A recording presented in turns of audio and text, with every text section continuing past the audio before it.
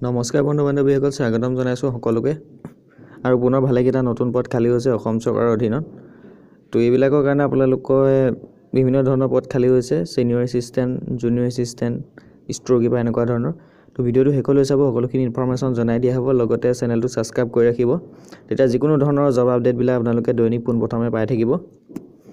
আৰু তাৰ কাৰণে আপোনালোকে ভিজিট কৰিব লাগিব assamjobsnews.com অথবা assamgovernment.com অফিচিয়েল ৱেবছাইট, লিংক ডাইৰেক্ট ডেছক্ৰিপশ্যনত দিয়া আছে। আৰু ইয়াতে চাব আপোনালোকে, এইটো আহিছে recruitment Shri Aniruddhadev sports university. আৰু ইয়াতে আপোনালোকৰ 16টা নন টিচিং ভেকেঞ্চি খালী হৈছে। তো যিটো শ্ৰী অনিৰুদ্ধদেৱ স্পৰ্টছ ইউনিভাৰ্চিটি আছে, এইটো আছে আপোনালোকৰ ডিব্ৰুগড়ত আছে চাবুৱা। আৰু লাষ্ট ডেট দিছে 28 নৱেম্বৰ। তো 28 নৱেম্বৰ আগত আপোনালোকে এই পদখিনিৰ কাৰণে আবেদন কৰিব লাগিব। যিটো অফিচিয়েল এডভাৰটাইজমেণ্ট আছে সেইটো আপোনালোকক মই খুলি দেখাইছোঁ, গতিকে আপোনালোকে ক্লিক হাৰ্ট ভিজিট কৰিব। তো এইটো হৈছে অফিচিয়েল এডভাৰটাইজমেণ্ট হয়। আৰু ইয়াতে আপোনালোকৰ ভেকেঞ্চি ডিটেইলছখিনি দিয়া আছে। কনচালটেণ্ট ই গভাৰ্নেন্স, তো ইয়াৰ কাৰণে লাগিব BE নাইবা BTech ডিগ্ৰী লাগিব, লগতে এক্সপিৰিয়েঞ্চ লাগিব। 60,000 টকা মাহিলী ফিক্স দিয়া আছে চেলাৰী। কনচালটেণ্ট এডমিনিষ্ট্ৰেশ্যন ইয়াতে দিয়া আছে এনি গ্ৰেজুৱেট, 45% মাৰ্কছ লাগিব, লগতে 5 বছৰ এক্সপিৰিয়েঞ্চ লাগিব যিকোনো কলেজত কাম কৰা এডমিনিষ্ট্ৰেশ্যন হিচাপে। লগতে 60,000 পাৰ মান্থ দিছে। কনচালটেণ্ট একাডেমিক্স আছে মাষ্টাৰ ডিগ্ৰী, লগতে 5 বছৰ এক্সপিৰিয়েঞ্চ লাগিব। কনচালটেণ্ট ফাইনেন্সৰ আছে, ইয়াতে মাষ্টাৰ ডিগ্ৰী লগতে 5 বছৰ এক্সপিৰিয়েঞ্চ লাগিব। কনচালটেণ্ট ছিকিউৰিটি আছে, এটা ওপৰত ৰিটায়াৰ্ড গ্ৰেজুৱেট আৰ্মি অফিচিয়েল হ'ব লাগিব। ছিনিয়ৰ এছিষ্টেণ্টৰ ভেকেঞ্চি খালী হৈছে।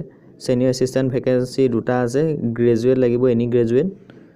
লগতে ইয়াতে আপোনালোকৰ দিয়া আছে কম্পিউটাৰ চাৰ্টিফিকেট লাগিব, আৰু লাগিব এক্সপিৰিয়েঞ্চ লাগিব। ষ্টেনোগ্ৰাফাৰ হিচাপে 5 বছৰ এক্সপিৰিয়েঞ্চ লাগিব কাম কৰা। 39,000 টকা প্ৰতিমাহে দিব। বয়স 35লৈকে আবেদন কৰিব পাৰিব। ছিনিয়ৰ এছিষ্টেণ্ট এডমিনিষ্ট্ৰেশ্যন ইয়াত দিয়া আছে, তাত গ্ৰেজুৱেটৰ লগতে এক্সপিৰিয়েঞ্চ লাগিব। চাইক'থেৰাপিষ্ট আছে, ফিজিঅ'থেৰাপিষ্ট ইয়াতে আবেদন কৰিলে গ্ৰেজুৱেট লাগিব, এনি ডিচিপ্লিন।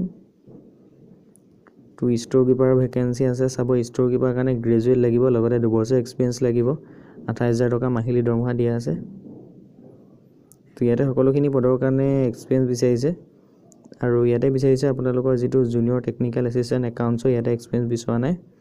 ইয়াতে গ্ৰেজুৱেট কৰিব লাগিব কমাৰ্চৰ, লগতে আপোনালোকৰ যিটো একাউণ্টছৰ চাৰ্টিফিকেট থাকে 2 বছৰীয়া এক্সপিৰিয়েঞ্চৰ, সেইটো লাগিব। তো এক্সট্ৰা এক্সপিৰিয়েঞ্চ নালাগে, অকল 2 বছৰ এক্সপিৰিয়েঞ্চটো লাগিব একাউণ্টছত কাম কৰা।